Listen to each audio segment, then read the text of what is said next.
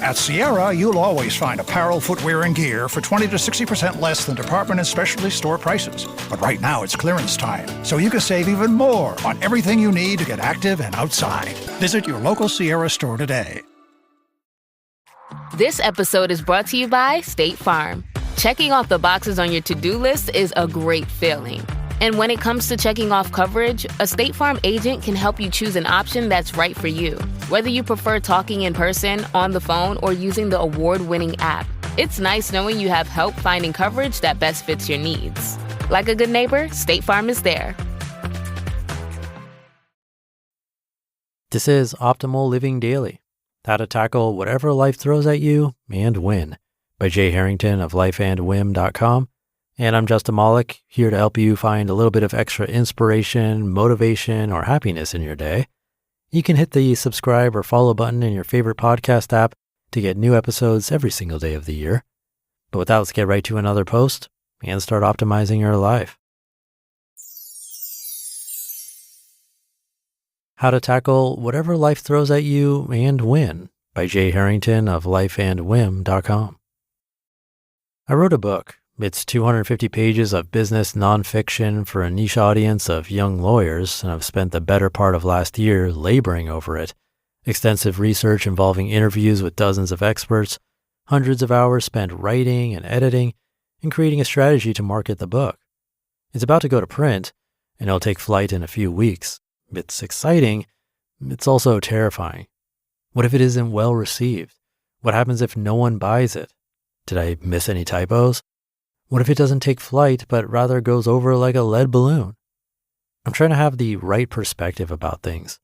Unlike past experiences when I launched something new, I'm trying to enjoy the moment and celebrate small wins along the way.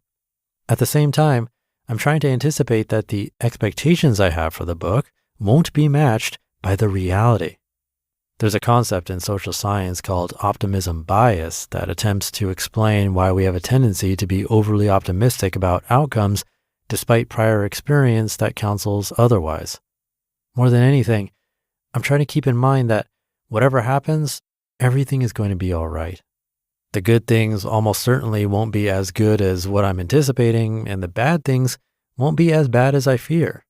I know from experience that I'll be grateful for the things that will inevitably go wrong because I'll learn from the experience and do it better the next time. This gets to the heart of what it takes to tackle new challenges and embrace new experiences. If we can appreciate and understand that we tend to look back with hindsight and realize that we're capable of enduring almost any challenges, then we can get past the fear and anxiety we feel when we look ahead to something new. The prospect of failure seems terrifying in foresight, but we come to see failure as a valuable learning experience in hindsight. What if we can flip our perspective and instead of perceiving fear as an obstacle, view it as a beacon to follow? New worlds of opportunity will open up as a result. Learning from failure requires a growth mindset. One of America's most famous innovators was a failure. Thomas Edison failed all the time, or at least that's how it appeared to the outside world. It's said that Edison created nearly 10,000 unsuccessful prototypes before finally refining a commercially viable light bulb. Of this work, Edison said, quote, "I've not failed 10,000 times. I have not failed once. I've succeeded in proving that those 10,000 ways will not work. When I've eliminated the ways that will not work, I will find the way that will work." End quote.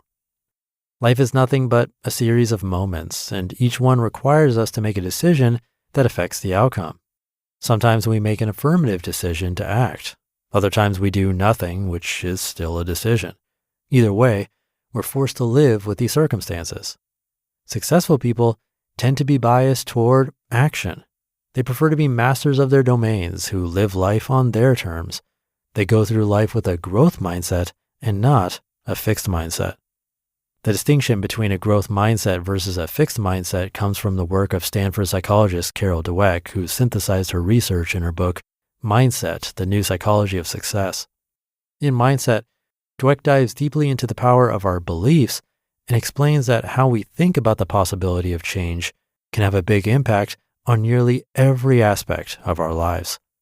Dweck defines a person with a fixed mindset as one who believes that their character, intelligence, and creative ability are static and immutable, and that they have little control over outcomes in their life as a result.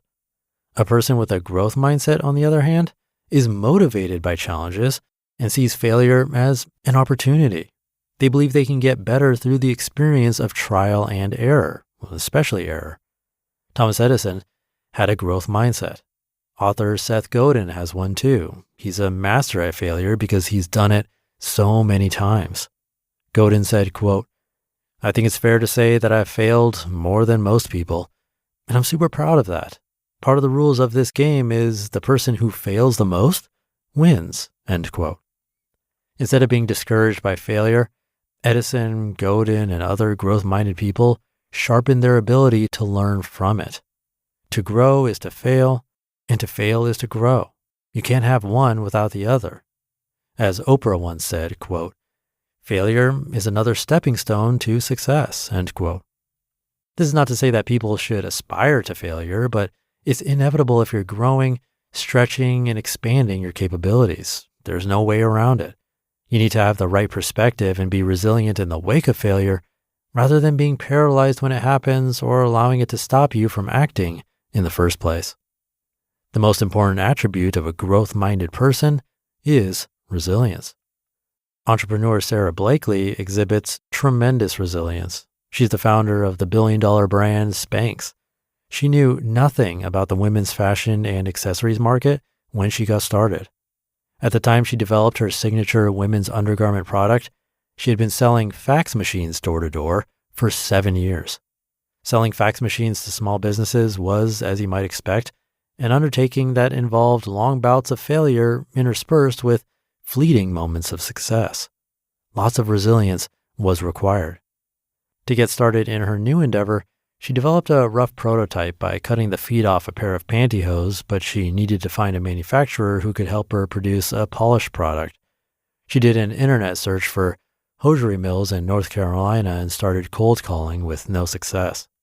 Eventually, she took a week off from her fax machine sales job and drove from mill to mill in North Carolina, figuring that she would have more luck if she could get her product idea in front of the right person at a manufacturer. Again, no luck. It was only after one of the mill owners who turned Blakely down after meeting her in person discussed the idea with his teenage daughters, who immediately recognized its brilliance, that she found someone willing to help.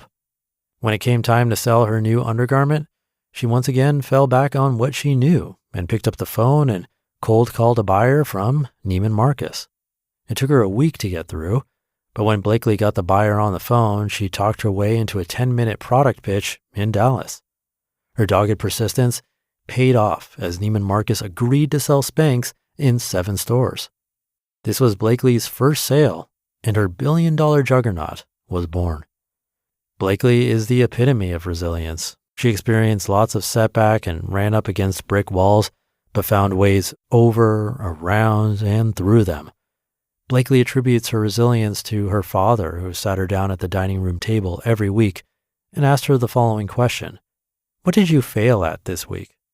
He didn't focus on her successes. Rather, he celebrated her failures.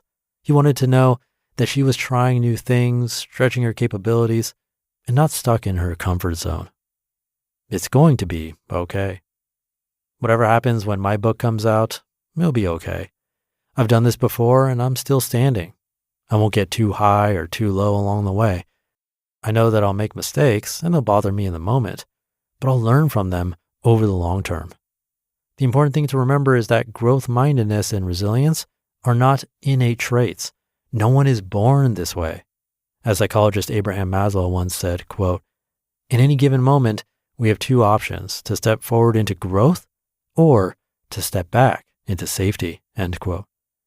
Our aptitude for growth and resilience grows the more we expose ourselves to stimulus outside of our comfort zones. Muscles grow only after they're broken down. Our minds work that way too. Some people, like Sara Blakely, take steps to become more resilient from an early age, but there's nothing stopping you from training these attributes at any stage of life other than your own limiting beliefs about what's possible. You just listened to the post titled How to Tackle Whatever Life Throws at You and Win by Jay Harrington of lifeandwhim.com. I'll be right back with my commentary. It's summer. Time to enjoy long days, lazy nights, and great food. Because Uber Eats has deals all summer long. So, when hunger strikes, don't sweat it. Delicious deals are just a tap away on Uber Eats. Enjoy all your favorite grocery items delivered straight to you. Get ice cream, soda, and snacks from your favorite stores like Wegmans and CVS and make the most of every moment. Now that sounds like a good summer. Order now on Uber Eats. Terms apply. Product availability varies by region. See app for details. New season, new chaos in college football. Let's go! Big stage, big opportunity. This Labor Day weekend, the wildness lives on ABC, ESPN, and the all-new ESPN app. What a way to start! Featuring top 10 teams like Clemson, Notre Dame, Alabama, and LSU, and Bill Belichick's debut at North Carolina. It's so special when these teams collide. Don't miss a lineup filled with electric matchups. Welcome back to college football. Kickoff week presented by Modelo. Labor Day weekend on ESPN and ABC. Also available to stream on the all-new ESPN app. Take it to Jay. That idea that failure isn't the opposite of success, but a part of it, that's something that can be really hard to accept, especially when you're in the middle of a failure. It can feel pretty terrible. Makes me think of my own relationship with public speaking. For as long as I can remember, I've had a massive problem with it. I've always dreaded it. Class presentations, even just going around the room to introduce yourself, all of it. For years, I had a total fixed mindset about it. I just told myself, I'm not a public speaker, I'm bad at it. And because of that belief, I would do anything to avoid it, which of course meant I never got any better. But then in school, I was forced into a public speaking class, and then in college, as a business major, pretty much every class had a group presentation, and then they forced me to take a public speaking class as well. I had no choice but to step out of my comfort zone over and over again. Was I great at it right away? Definitely not. It was a lot of stress, and I had plenty of moments that felt like failures. But each time I did it, it got a tiny bit easier, and eventually I got through it. And I'd have to again since I don't do presentations anymore. It would not be fun, but definitely a process of growth. Just like Sara Blakely making those cold calls, the repeated exposure to that discomfort builds up resilience. It breaks down that old muscle and builds a new, stronger one. I like to think that the career I have now is partially because of those failures, despite the fact that I'd probably opt out of a live presentation right now in this moment. But anyway, build those muscles today. Thank you as always for continuing to listen. Hope you have a wonderful rest of your day, and I'll be back tomorrow where your optimal life awaits.